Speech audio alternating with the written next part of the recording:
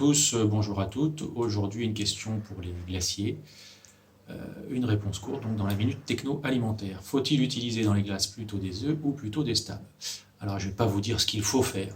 Je vais vous donner quelques intérêts des uns et des autres. Les œufs sont, on va dire, les stabilisants naturels qui étaient utilisés historiquement dans les crèmes glacées. Aujourd'hui, on les retrouve essentiellement dans les glaces aux œufs, à un minimum de 7% dans la recette.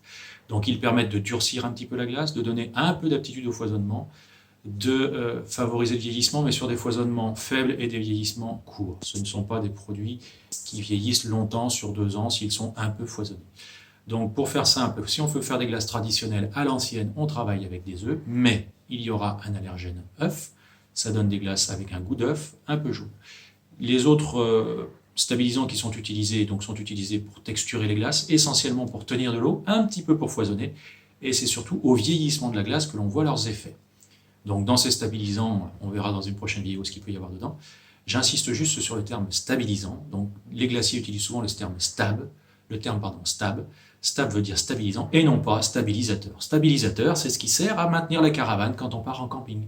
Donc la version anglaise, c'est stabilizer, mais le vrai terme en français, c'est stabilisant.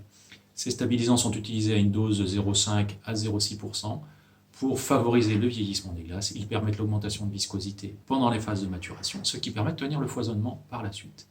Est-ce qu'on peut faire des glaces sans stabilisant? Oui, soit en utilisant des œufs, soit faire une glace qui ne vieillira pas. Pour une consommation directe, on n'est pas obligé d'utiliser des stabilisants, mais la glace reste quand même très aqueuse.